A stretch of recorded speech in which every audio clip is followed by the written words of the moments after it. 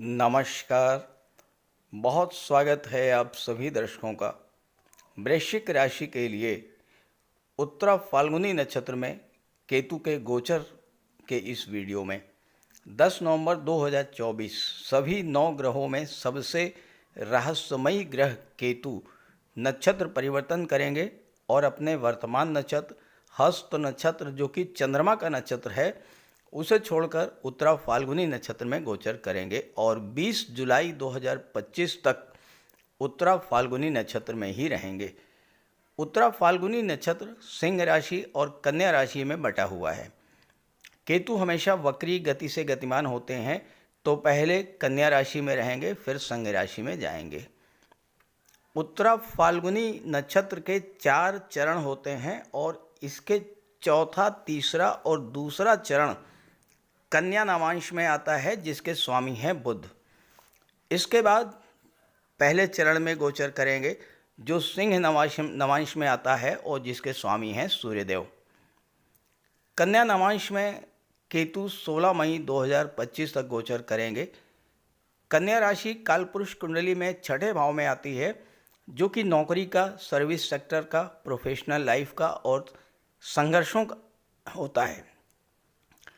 कन्या राशि में आकर केतु आपको नौकरी में प्रमोशन देंगे, सेवा क्षेत्र में हैं, प्रोफेशनल हैं, डॉक्टर हैं, हीलर हैं, कंसल्टेंट हैं, शिक्षा, धर्म, अध्यात्म, स्पिरिचुअलिटी से जुड़े हैं, तो यहाँ केतु आपको नेम, फेम और संतुष्टि प्रदान करेंगे।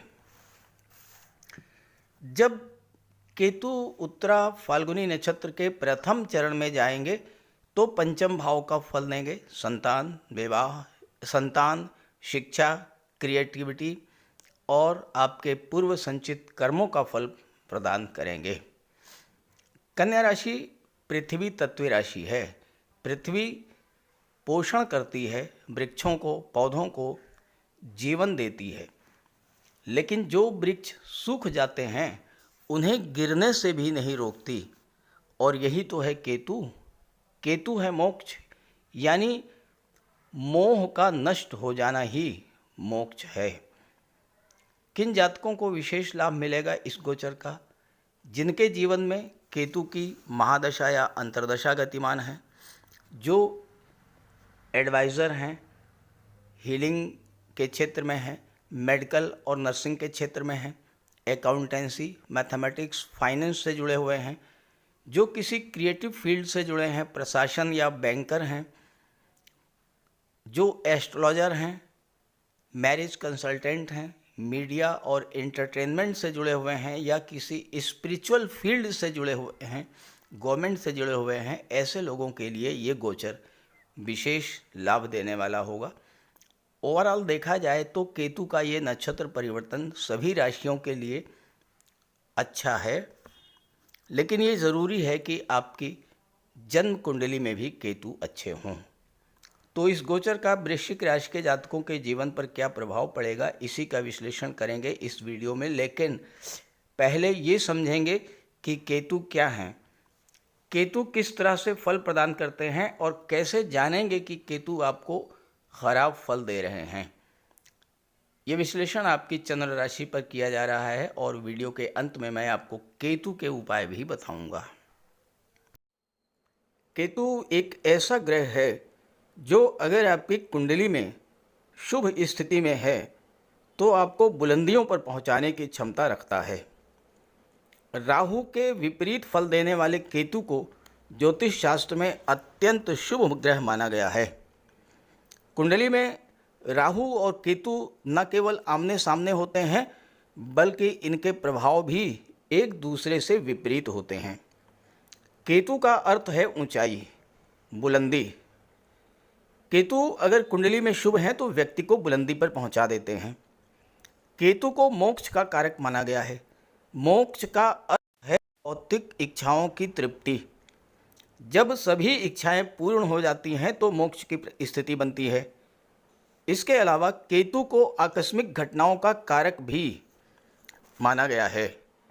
दुनिया के जिन भी लोगों ने जीवन में बुलंदी हासिल की है, जीवन में वो सब कुछ प्राप्त किया है जो वो पाना चाहते थे, उनकी कुंडली में केतु या तो गुरु या शुक्र के साथ गोचर कर रहे होंगे, या गुरु या शुक्र की राशि में गोचर कर रहे होंगे, या फिर गुरु या शुक्र की दृष्टि केतु पर पड़ रही होगी। हालांकि केतु त्याग के भी कारक होते हैं, डिटैचमेंट के कारक होते हैं, अलगाव के कारक होते हैं, और मोक्ष को प्राप्त करने के लिए बहुत कुछ त्याग भी करना पड़ता है। अगर आप जीवन में केतु के गोचर का पूरा लाभ लेना चाहते हैं तो आपको त्याग करने की प्रवृत्ति को अपनाना होगा, निर्लिप्त निर्विकार भाव से कार्य करना होगा। केतु आध्यात्मिकता के कारक हैं, धर्म कर्म में आपकी आस्था को बढ़ाने वाले होते हैं, और जिनकी कुंडली में केतु अकेले होते हैं उनकी कुंडली में केतु सर्वाधिक शुभ फल देने वाले होते हैं। लेकिन जब केतु अशुभ फल देने वाले होते हैं, जब केतु अशुभ फल देते हैं तो किस तरह का फल देते हैं आप ये समझें। आप ये कैसे जानेंगे कि केतु आपकी कुंडली में अशुभ फल दे रहे हैं, क्योंकि हर व्यक्ति तो ज्योतिष शास्त्र का ज्ञाता होता नहीं है। तो पहला लक्षण है, राहु से प्रभावित व्यक्ति अगर बीमार है तो डॉक्टर गलत डायग्नोज करेगा, गलत दवा देगा। लेकिन अगर केतु से प्रभावित है तो डॉक्टर बीमारी को पकड़ ही नहीं पाएगा और आपको ऐसी दवाइयां देगा जिससे आपको रिएक्शन हो जाएगा। केतु को चर्म रोग, पेशाब संबंधी बीमारियों का कारक माना गया है। केतु के कारण संतान उत्पत्ति में बाधा पैदा होती है, सिर के बाल झड़ जाते हैं, शरीर और नसों में कमजोरी आ जाती है, सुनने की क्षमता में कमी हो जाती है, रीढ़ की हड्डी में दर्द होना, घुटनों जोड़ों की समस्या होना, ये सब अशुभ केतु के लक्षण हैं। केतु कैंची के कारक होते हैं, एक्सीडेंट्स के कारक होते हैं मंगल और केतु। अगर एक्सीडेंट में टांके लगते हैं तो ये समझिए कि इस एक्सीडेंट का कारक मंगल है। लेकिन अगर शरीर में कैंची लगी, यानी किसी एक्सीडेंट के कारण या किसी बीमारी के कारण शरीर का कोई अंग काट करके निकाला गया, तो ये आप समझ लीजिए कि ये केतु के कारण हुआ है। केतु खराब है तो पुत्र प्राप्ति में समय लगता है और या पुत्र हो करके भी नहीं रहते हैं। एक और निशानी है कि केतु अगर खराब है तो संतान आपके बुढ़ापे में आपका साथ नहीं देगी, और ज़्यादातर वृद्धाश्रम में जो माता पिता रहते हैं वही होते हैं जिनकी कुंडली में केतु खराब होते हैं। आपके जीवन में अचानक से कोई बहुत बड़ा बदलाव आ जाए, नौकरी छूट जाए, व्यापार व्यवसाय में घाटा हो जाए, रातों रात आपकी आर्थिक स्थिति एकदम खराब हो जाए और लंबे समय तक नौकरी छूटी रहे, नौकरी ना लगे, या 7 साल तक बेरोजगार बैठने के बाद नौकरी लगे, तो ये सब केतु की महादशा के कारण होता है। केतु को भाग्य का कारक माना गया है। नौकरी और व्यापार ये भाग्य से चलते हैं, हालांकि इसमें सूर्य का भी रोल होता है, लेकिन कहीं ना कहीं केतु भी भाग्य को प्रभावित करते हैं। अब आप नौकरी में हैं, कार्यस्थल पर लोग पीठ पीछे आपकी बुराई करना शुरू कर दें, आप जिनका भला करने की सोच रहे हैं वही आपकी जड़ काटना शुरू कर दें, आपके मित्र ही आपकी बुराई करना शुरू कर दें, आप पर कोई आरोप लग जाए, तो आप ये समझ लीजिए कि केतु आपको बहुत ही खराब फल दे रहे हैं। देवगुरु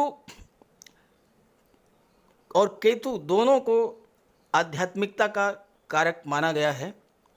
केतु ईश्वर के प्रति लगन को बहुत अधिक आपकी बढ़ा देंगे, लेकिन केतु अगर नेगेटिव हुए, नकारात्मक हुए, सकारात्मक हुए, अच्छे हुए, शुभ हुए, तो ईश्वर के प्रति लगन लग जाएगी।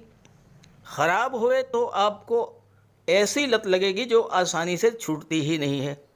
जुए की, शराब की, सिगरेट की, तंबाकू की, इस तरह की लत। अशुभ केतु के कारण कुछ लोगों पर बिला वजह आरोप भी लगते रहते हैं। और अगर आपके ननिहाल पक्ष की स्थिति कमजोर होने लगे, वहां पर निरंतर संघर्ष की स्थिति बन रही हो, तो समझ जाइए कि आपका केतु अशुभ फल दे रहा है। सांप का काटना या कुत्ते का काटना, यह भी अशुभ केतु के लक्षण हैं। कोई दवा रिएक्शन कर दे या आपको कोई जहर दे दे, तो ये भी अशुभ केतु के कारण हैं। तो इन सब तरीकों से आप समझ सकते हैं कि केतु आपकी कुंडली में अशुभ फल दे रहे हैं, और फिर आप केतु का उपाय कीजिए। केतु अगर अच्छे हैं, 48 साल में आपका भाग्योदय करा देंगे, और अगर खराब हुए तो 48 साल के बाद आपको बर्बाद भी कर देंगे। अगर आपकी ज़िंदगी में 48 साल के बाद 48वां साल जैसे ही समाप्त हो, अचानक से बड़ा उतार चढ़ाव देखने को मिले, तो आप समझ लीजिएगा कि ये केतु के कारण है। अब बात करते हैं अलग अलग राशियों पर केतु के प्रभाव के बारे में। तो ये है वृश्चिक राशि के जातकों की कुंडली। केतु का गोचर आपकी कुंडली के एकादश भाव में है। एकादश भाव आपकी इनकम का भाव है, आपके अचीवमेंट्स, आपके गेन्स, आपका फ्रेंड सर्किल और आपकी इच्छा पूर्ति, ये 11वां भाव दर्शाता है। 11वां भाव आपकी इच्छाओं, आपके सपनों का, सही अर्थों में कहा जाए तो 11वां भाव जो है ये आपके लालच का होता है। मुझे बहुत सारा पैसा चाहिए, बड़ी गाड़ी चाहिए, बड़ा घर चाहिए, सुख सुविधा ऐशो आराम के साधन चाहिए, नौकर चाकर सब कुछ चाहिए। ये आपका सपना है, आपकी इच्छाएं हैं, आपका लालच है। केतु आपकी इस प्रवृत्ति पर रोक लगाएंगे, क्योंकि केतु डिटैचमेंट के कारक हैं। आपके पास जो कुछ है उसी में संतुष्ट रहना सिखाएंगे केतु। दूसरे शब्दों में कहा जाए तो केतु आपको भौतिकता की चीज़ों के पीछे भागने से रोक देंगे।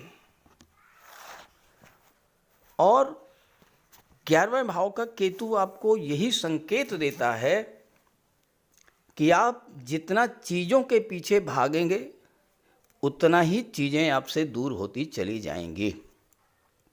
देखिए, ज्योतिष शास्त्र का ये सिद्धांत है कि कोई भी ग्रह किस भाव में आपसे क्या चाहता है, अगर आप वो करना शुरू कर दें तो वही ग्रह आपको सब कुछ देने में सक्षम है। जिस दिन आप चीज़ों के पीछे भागना बंद कर देंगे, केतु आपको वो सभी चीज़ें अचानक से प्राप्त करा देंगे।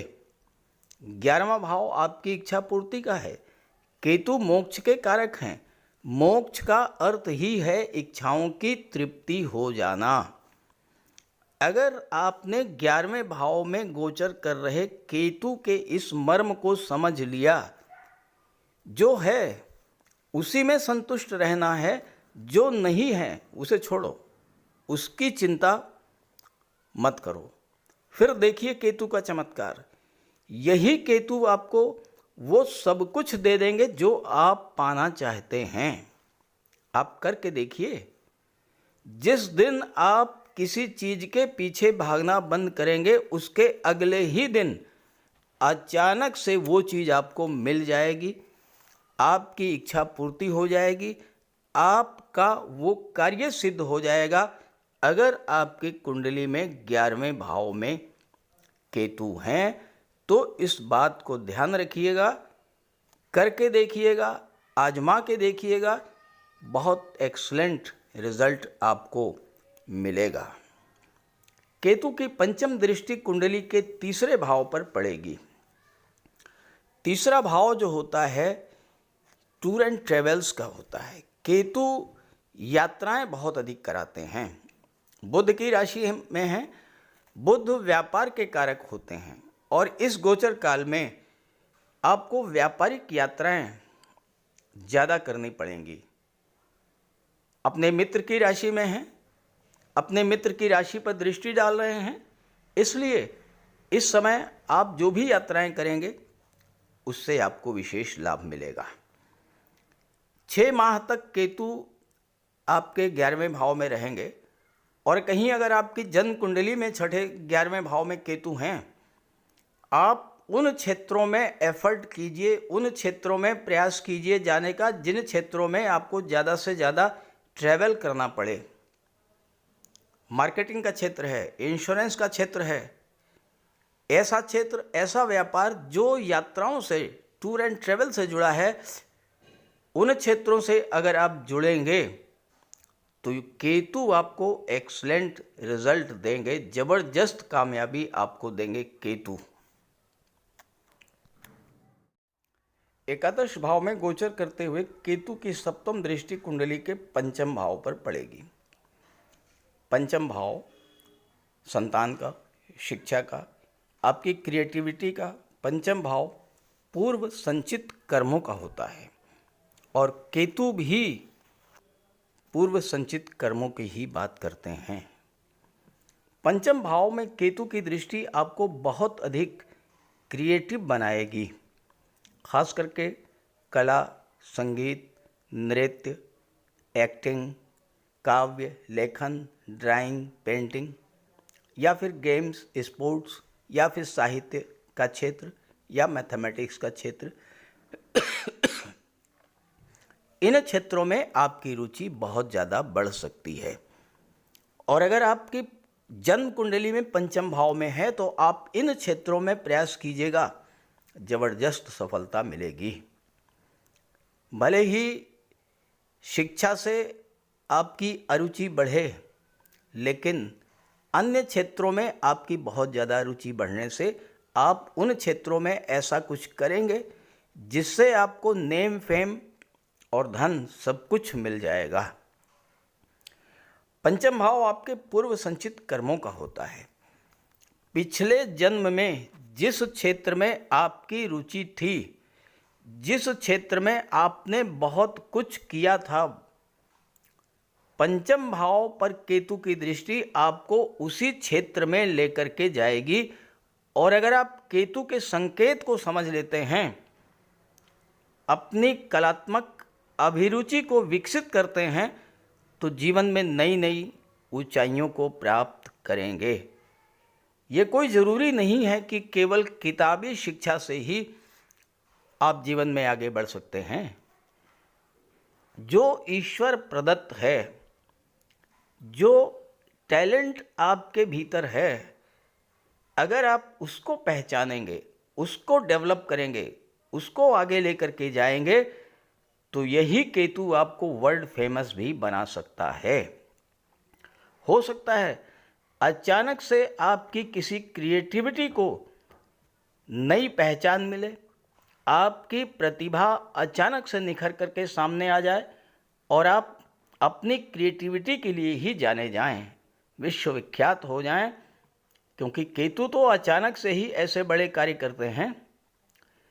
केतु यहाँ संतान से दूरी बना सकता है, डिटैचमेंट के कारक हैं, लेकिन संतान की भाग्योन्नति भी तभी होगी जब वो आपसे दूर हों। नौकरी के क्षेत्र में, शिक्षा ग्रहण करने के लिए या व्यापार व्यवसाय के लिए आपकी संतान आपसे दूर जा सकती है। जहाँ तक धन की बात है, ठीक सामने पंचम भाव के ठीक सामने राहु बैठते हैं। मैं जन्म कुंडली की बात कर रहा हूँ। जन्म कुंडली में अगर पंचम में केतु हैं तो ठीक सामने एकादश में राहु होंगे और 11वें भाव में राहु से ज़्यादा धन कोई दे ही नहीं सकता। और राहु क्या है? राहु विदेश के कारक हैं। तो आपकी संतान आपसे दूर विदेश जाकर उन्नति करेगी। पंचम भाव पर केतु की दृष्टि आपकी छुपी हुई प्रतिभा को जागृत करेगी और अगर आपकी कुंडली में या आपकी संतान की कुंडली में 5वें भाव में केतु है तो आप अपनी या अपने संतान की छुपी हुई प्रतिभा को पहचान लीजिए और फिर देखिए किस तरह से सफलता आपके कदम चूमती है। आपके छुपे हुए टैलेंट को आपको पहचानना है और फिर देखिए क्या कमाल होता है जीवन में। हालांकि पंचम भाव में केतु के प्रभाव से लव रिलेशंस में आपकी बहुत ज़्यादा रुचि नहीं होगी, लेकिन आर्थिक दृष्टि से बहुत अच्छा माना जाएगा क्योंकि केतु आपके इच्छा पूर्ति के भाव में हैं, मोक्ष के कारक हैं, इच्छाओं की पूर्ति करेंगे। केतु की दृष्टि सप्तम भाव पर पड़ेगी और सप्तम भाव में आपके विवाह और दाम्पत्य सुखों का विचार किया जाता है। मैरिड लाइफ के लिए केतु ज़्यादा अच्छे नहीं हैं। क्यों? क्योंकि 7वें भाव में केतु उसी जीवन साथी के साथ बहुत अच्छे से निभा सकते हैं जो धर्मपरायण है, धर्म अध्यात्म में जिसकी बहुत ज़्यादा रुचि है और जो बौद्धिक स्तर पर आपके अनुकूल है। Highly intellectual and religious life partner is best for 7th house Ketu. Ketu ज्ञान का सागर है। केतु चाहता है कि उसके साथ कोई ऐसा व्यक्ति हो जिसे सांसारिकता से बहुत ज़्यादा लगाव ना हो, भौतिकता से बहुत ज़्यादा लगाव ना हो। ऐसा पार्टनर जो इस दुनिया से परे दूसरी दुनिया के रहस्यों को जानने और समझने में विशेष रुचि रखता हो। ऐसा पार्टनर जो पूजा पाठ, अध्यात्म, मेडिटेशन में जिसकी रुचि हो। और अगर आपके सप्तम भाव में केतु है, फिलहाल तो दृष्टि पड़ रही है, लेकिन अगर आपकी जन्म कुंडली में सप्तम भाव में केतु है तो आपको इस बात का पूरा ध्यान रखना होगा। ऐसा जीवन साथी अगर आपको मिल जाता है तो बहुत अच्छी लाइफ बीतती है, भरपूर दाम्पत्य सुख प्राप्त होता है। लेकिन इस तरह का लाइफ पार्टनर ना मिल पाया तो समस्या बनती है, टकराव की स्थिति भी हो जाती है। कभी कभी ऐसा भी होता है कि वर्षों एक साथ रहते हुए भी जीवन साथी एक दूसरे को समझ ही नहीं पाते। वो सारा जीवन यही समझने में बिता देते हैं कि उनका जीवन साथी उनसे चाहता क्या है। अगर सप्तम में केतु है तो सप्तम भाव का केतु, सप्तम भाव पर केतु की दृष्टि कभी कभी विवाह को लेकर भी कंफ्यूजन क्रिएट करता है। अभी विवाह करें या थोड़ा रुक कर करें, इसी कश्मकश में समय बीतता चला जाता है। और कैसे कभी कभी तो ऐसे जातक जिनकी कुंडली के सप्तम में केतु हैं अविवाहित ही रह जाते हैं। जहाँ तक बिजनेस की बात है, अगर आप अकेले व्यापार कर रहे हैं और आपकी जन्म कुंडली में केतु अच्छे हैं तो बिजनेस को बुलंदियों पर ले जाएंगे। हालांकि कौन सा व्यापार शुरू करें इस बात को लेकर भी आपके मन में कन्फ्यूज़न रहेगा और ऐसे में वही व्यापार करें जिसमें आपकी रुचि हो। दूसरों को कॉपी मत कीजिए, दूसरों की देखा देखी वो व्यापार ना शुरू करें जिसमें आपकी रुचि ना हो। तो अगर आप केतु के रहस्य को समझ लेते हैं, केतु आपसे क्या चाहते हैं ये समझ लेते हैं और वैसा ही कार्य करते हैं जो मैंने आपको बताने का प्रयास किया है, आप देखिएगा ये 6 माह जो हैं केतु के, ये आपके जीवन में बहुत बड़ा परिवर्तन ला करके रहेंगे। तो इस गोचर का लाभ उठाइए। ये वीडियो, ये जानकारी अपने साथियों मित्रों को शेयर कीजिए। और केतु अगर आपकी जन्म कुंडली में कमज़ोर हैं तो केतु का उपाय भी कीजिए। बात करते हैं उपायों पर। केतु का सबसे बड़ा उपाय है भगवान श्री गणेश जी की उपासना करना। बुधवार के दिन गणेश जी का पूजन करें, अथर्वा स्तोत्र का पाठ करें। सोमवार के दिन भगवान शिव की आराधना करें, रुद्र स्तोत्र का पाठ करें। काले रंग की गाय की सेवा करें। काले और सफ़ेद रंग के 2 रंगे कुत्ते की सेवा करें, उसको भोजन दें और कौवे को भोजन दें। केतु का सिर नहीं है, अंग भंग है, तो आप जो भी कोई दिव्यांग हो, असहाय हो, अपाहिज हो, उसकी सेवा करें। भूल करके भी ऐसे व्यक्ति का अपमान न करें। कंबल, छाता, काली उड़द, गर्म कपड़े, कस्तूरी और लहसुनिया, इन चीज़ों का दान आप कर सकते हैं। ओम कें केतवे नमः, इसका जाप करें 5 माला या 8 माला। नौकरी नहीं मिल रही है या 48वें वर्ष में बहुत बड़ा अप डाउन हो गया है, तो मूली को 7 मूली पत्ते समेत अपने सिर से 7 बार उतार कर किसी गाय को खिला दें। 7 बुधवार आप ऐसा करें, केतु का शुभ फल मिलना शुरू हो जाएगा। इसके अलावा शनिवार के दिन एक पात्र में कुशा और दूर्वा दोनों एक साथ रख कर के पानी भर लें और शाम को पीपल की जड़ में डाल दें। 7 शनिवार ऐसा करने से राहु, केतु और शनि तीनों के शुभ फल मिलने शुरू हो जाएंगे। लहसुनिया धारण कर सकते हैं, लेकिन धारण तभी करें जब कुंडली में केतु अच्छे हों या न्यूट्रल हों, और किसी योग्य ज्योतिषी से परामर्श लेकर के। अगर केतु नेगेटिव हैं तो गोमती चक्र की अंगूठी धारण करें। फिरोजा भी आप धारण कर सकते हैं। तो ये सब उपाय करने से आपको केतु के अशुभ फलों से राहत मिलेगी। नमस्कार।